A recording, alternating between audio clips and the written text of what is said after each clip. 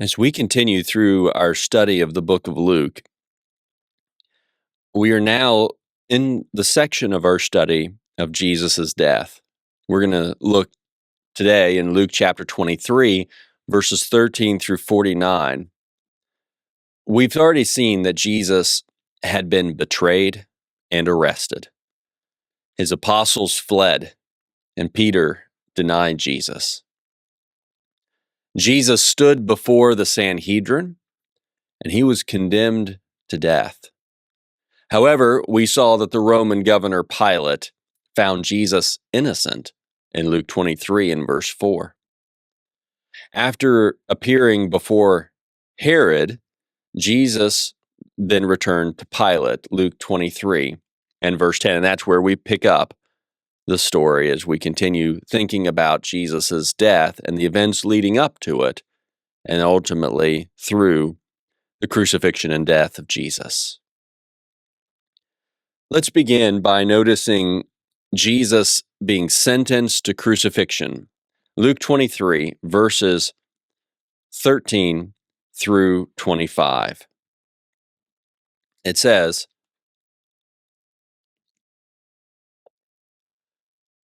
Pilate called together the chief priests, the leaders, and the people, and said to them, "You have brought me this man as one who misleads the people. But in fact, after examining him in your presence, I have found no grounds to charge this man with those things you accuse him of. Neither has Herod, because he sent him back to us. Clearly, he has done nothing to deserve death. Therefore, I will have him whipped and then release him." Then they all cried out together, "Take this man away! Release Barabbas to us." He had been thrown into prison for a rebellion that had taken place in the city and for murder. Wanting to release Jesus, Pilate addressed them again, but they kept shouting, "Crucify! Crucify him!" A third time he said to them, "Why? What has this man done wrong? I have found in him no grounds for the death penalty. Therefore, I will have him whipped and then release him."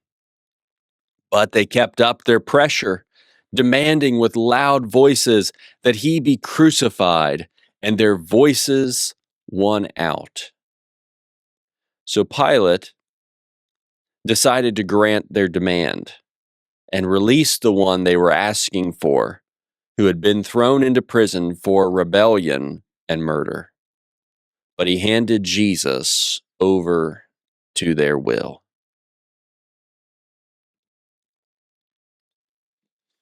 In verses 13 through 16, in what we just read, we see Pilate called the Jewish leaders and the people together. He announced he had examined Jesus on the charge of misleading the people. Remember the things that they had brought to accuse Jesus of before Pilate. And Pilate had already said he hadn't found anything wrong in Jesus. And again, he announces before the people that he had not found anything to charge Jesus with.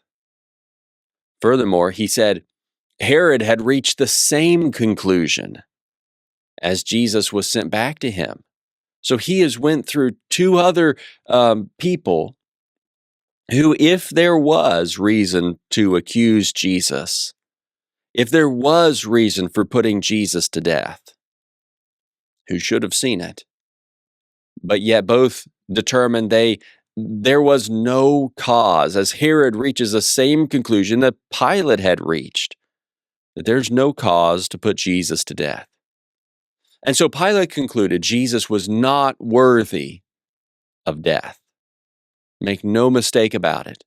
Despite what we're going to read, despite what happens as this story unfolds, Pilate concluded Jesus was not worthy of death. But still, Pilate offered a compromise.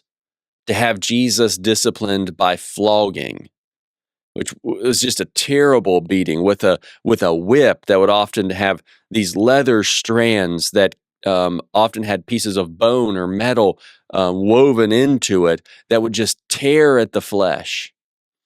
And so he offered to have Jesus whipped and then released.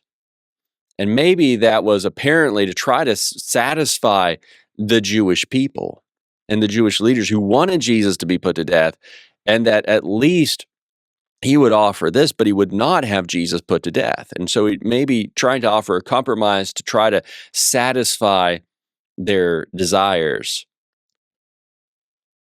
As we then continue through this text into verses 17 through 25, we see that some Greek manuscripts include a reference in verse 17. This translation did not. But some Greek manuscripts do include a reference in verse 17 to the Roman custom to release a Jewish prisoner during the festival.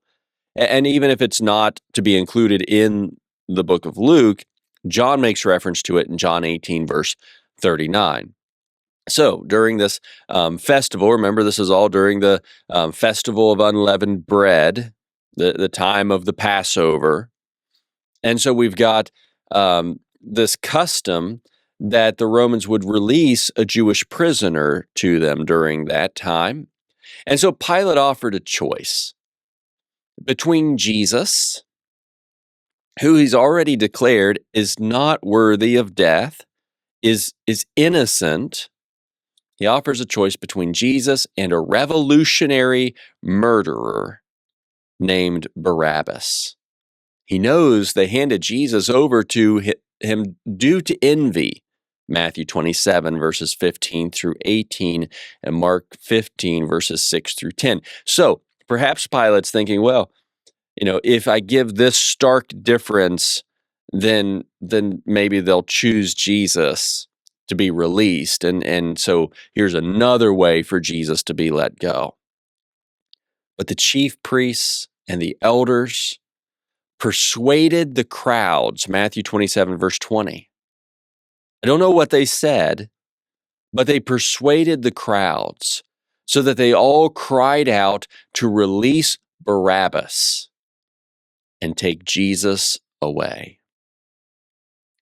Well, Pilate still, okay, so he's tried to declare his innocence. He's tried to just have him whipped and then released. He's tried to give them this choice between these Jesus and Barabbas, so it's not working up to this point. Still, Pilate wants Jesus to be released, and Pilate addressed them again, asking what they wanted done with Jesus. Matthew 27, verses 22 and 23, and Mark 15, verses 12 and 13. And the crowds kept shouting for Jesus to be crucified. Matthew 27, verse 24, and Mark 15 and verse 14, shouting that he would be crucified. Well, crucifixion was a terrible form of death that involved being hung alive on a wooden cross, held by nails, at least in Jesus's case, held by nails, these big spikes through his hands and his feet, as you see reference to in Luke 24 and verse 40 and John 20 and verse 25. So Jesus would be affixed to death, or affixed to this cross by these nails. And that's what they're shouting for it to happen to Jesus, as Pilate's asking them, what do you want me to do with Jesus? Pilate then appealed to them again concerning Jesus' innocence, asking what evil he had done, and indicating he found no grounds for the death penalty in Jesus. Again, he offered to have Jesus whipped or flogged and then released. Now, we might note that Pilate did have Jesus flogged at some point You can go read John 19, verses 1 through 5, Matthew 27, verses 26 to 31. Just brutal, brutal beating as this would tear at the flesh and the pain that it would to bring about. And this did happen to Jesus. The crowd, though, continued their pressure and demanded Jesus be crucified. And Pilate granted their demand to release Barabbas and crucify Jesus, evidently to satisfy the people and prevent a riot. Matthew 27, verses 24 through 26. And so Jesus was sentenced to crucifixion, but let it always be known, Jesus was sentenced to crucifixion despite being recognized as being innocent. Perhaps we think about Pilate as sort of like, a politician, and he's trying to keep the peace. So there's not this riot on his hands, and he's not principled enough to stand up for what's right regarding Jesus in this moment and risk this riot and the Jewish people not being satisfied with him, and ultimately perhaps Rome not being satisfied with him if they hear of a riot in his jurisdiction. Next, as we go from verses 26 down through verse 31, we see Jesus is led to his crucifixion site. It says, as they led him away, they seized Simon, a Cyrenian, who was coming in from the country, and laid the cross on him to carry behind Jesus. A large crowd of people followed him, including women who were mourning and lamenting him. But turning to them, Jesus said, "Daughters of Jerusalem, do not weep for me, but weep for yourselves and your children. Look, the days are coming when they will say, 'Blessed are the women without children, the wombs that never bore, and the breasts that never nursed.' Then they will begin to say to the mountains, 'Fall on us,' and to the hills, 'Cover us.' For if they do these things when the wood is green, what will happen when it is dry?" So here in this section, we see Jesus was led away as one who was condemned to death outside the city. And it's noteworthy that it was outside the city. You could go and read Leviticus 24 and verse 14, as well as Numbers 15, verses 35 and 36, and John 19, verse 20, and Hebrews 13, verses 12 and 13. It was important that this was outside the city. And so Jesus, as one condemned to death by crucifixion, already having been flogged, now carries his own cross, John 19, verse 17 tells us. And somewhere along the way, the Romans forced a man named Simon from Cyrene to carry Jesus' cross. Now, presumably, he was compelled to carry Jesus' cross because Jesus could no longer carry it.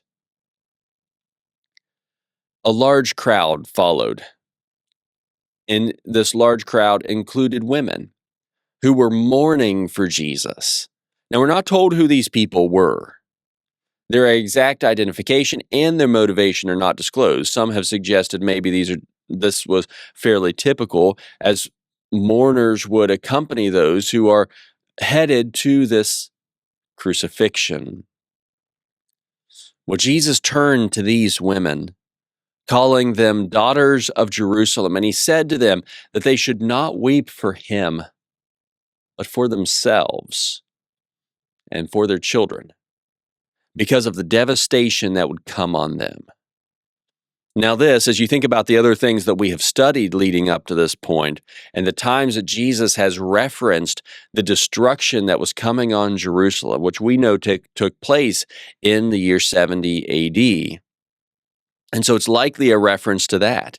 Luke 19, verses 41 to 44, Luke 21, verses 5 to 33, as a couple examples of this.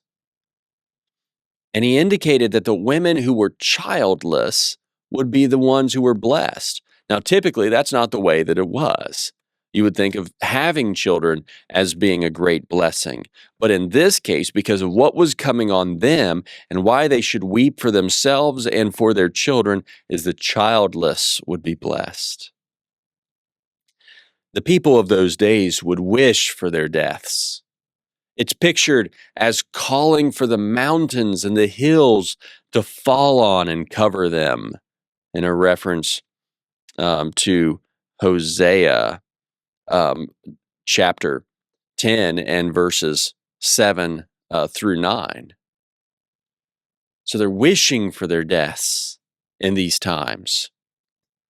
For if these women were witnessing the punishment brought on a righteous man, symbolic, I think, of the green wood, and green wood's not easily burnt. And if this is what's happening to a righteous man, certainly the destruction would be even greater on the wicked, particularly on Jerusalem. And that seems to be symbolic of the dry wood that, dry wood is quickly burnt. And so if this is what's coming on Jesus, imagine what's coming to Jerusalem. And so Jesus is saying, don't weep for me. Weep for yourselves. Weep for your children. We continue in chapter 23 and verses 32 through 43, as we see Jesus is now crucified between two criminals. It says 2 others, criminals, were also led away to be executed with him.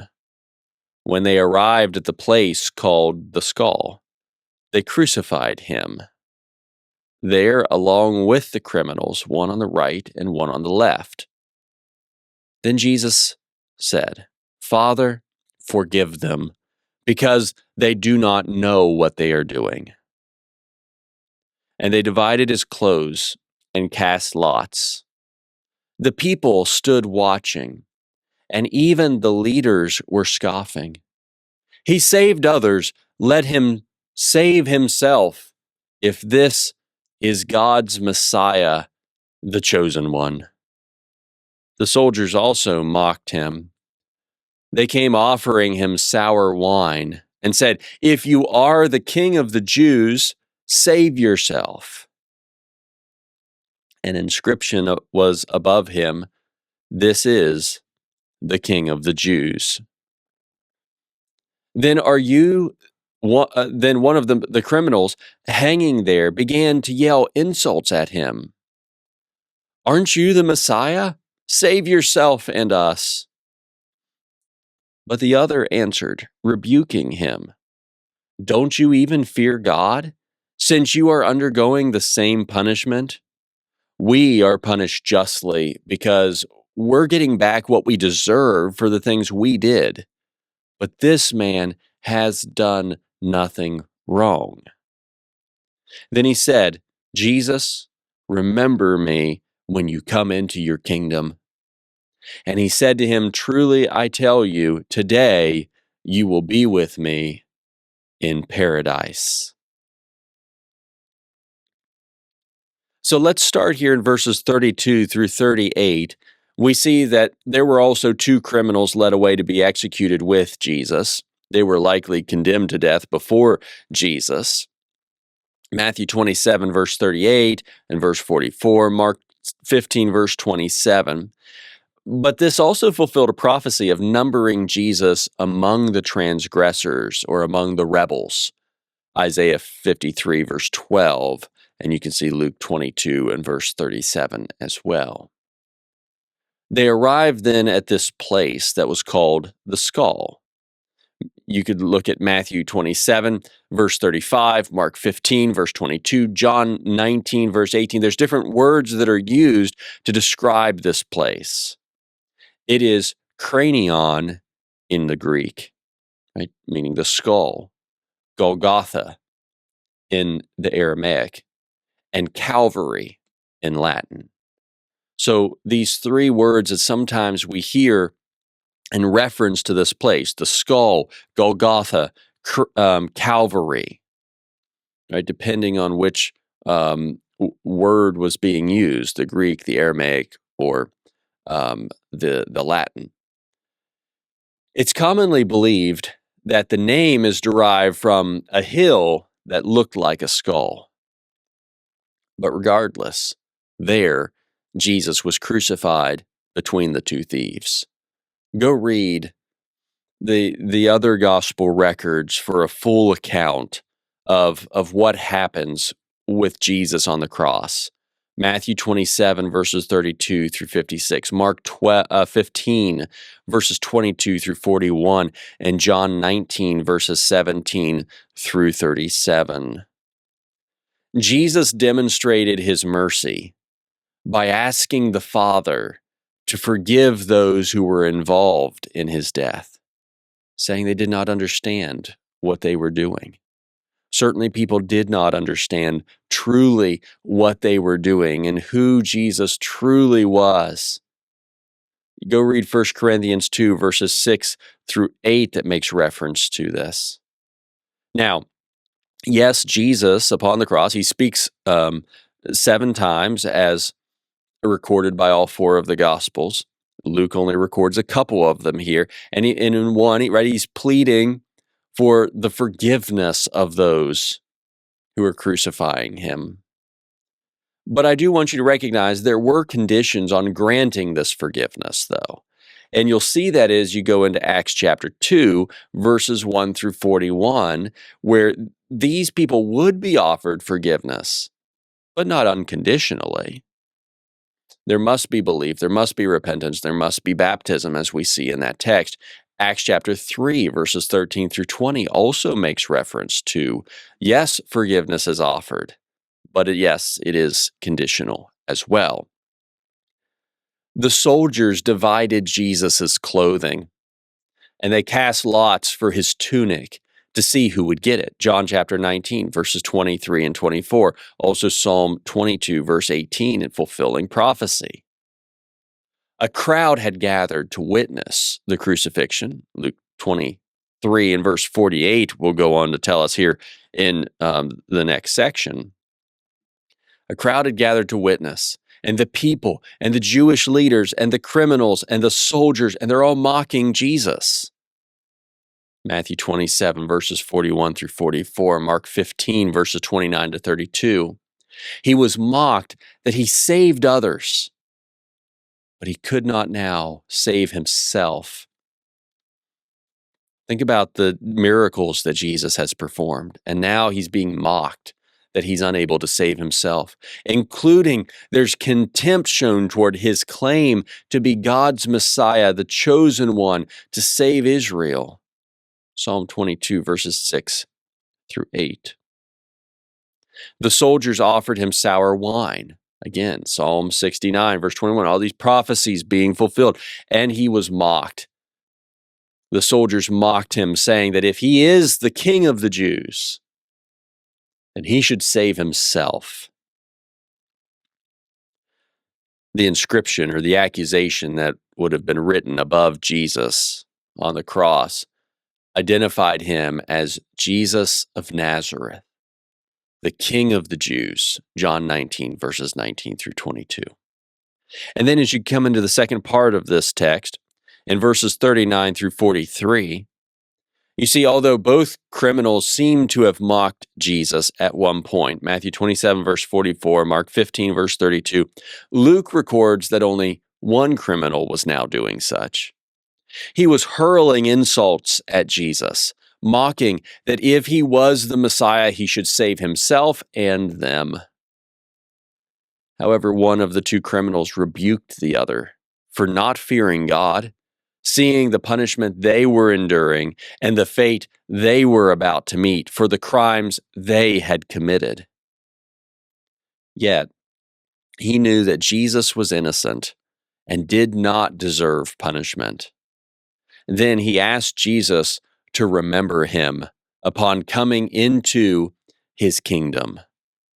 So we see that this thief recognize Jesus as Lord and recognizing as coming into a kingdom.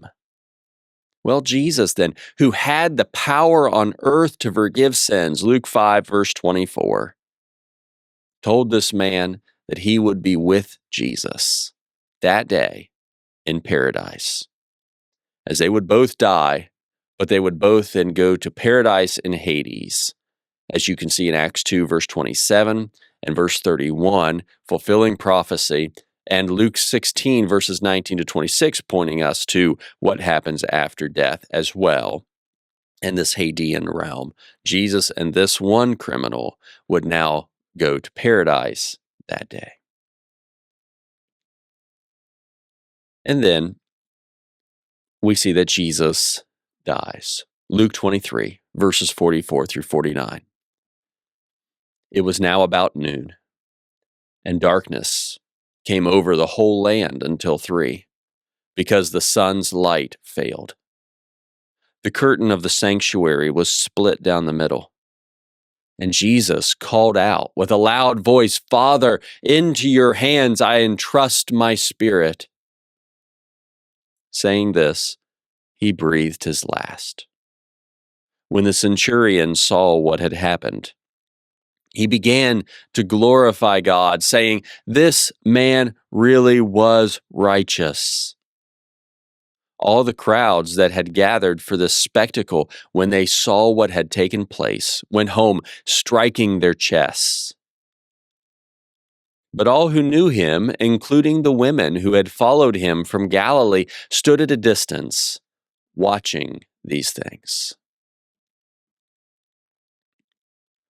Well, in this section, we see it was now about noon, which would have been the 6th hour, according to Jewish time, indicating Jesus had been on the cross about 3 hours already, according to Mark 15 and verse 25. The sun stopped shining on the earth, so that darkness filled the land for 3 hours. And perhaps that physical darkness that filled the land at this time perhaps was representative of the spiritual darkness of sin that was taking place in that time and was needed for Jesus to present himself to make this sacrifice that he was now making. We also see here that the curtain of the sanctuary, likely this curtain that's in front of the most holy place inside the temple, 2 Chronicles 3, verse 14, that this curtain was torn from top to bottom, which would have been symbolic of how Jesus removed all barriers and granted access to God through him. Go read Hebrews 9, verses 18 through 26, and Hebrews 10, and verse 8 through 13, and Hebrews 10, verses 19 through 22. Jesus called out to his Father, entrusting or committing, surrendering his spirit into the Father's hands. Psalm 31, verse 5. And then he breathed his last. After Jesus' death, the Roman centurion, which was a commander of 100 soldiers, this is the centurion likely overseeing Jesus' death. And this Roman centurion began glorifying God, concluding Jesus was a righteous man and the Son of God, Matthew 27, verse 54, and Mark 15, verse 39. The crowd who gathered to watch struck their chests, likely due to being disturbed and or grieved over what had happened. And those who knew him, including women from Galilee, Matthew 27, verses 55 and 56, and Mark 15, verse 40 and 41. They stood at a distance and watched.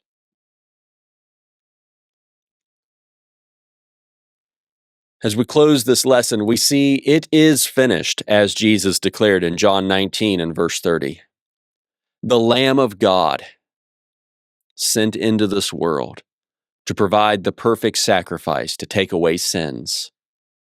had now been offered. John 1, verse 29. God's love for humankind had been demonstrated in the greatest possible way, as Jesus had died for the ungodly. Romans chapter 5, verses 6 through 11.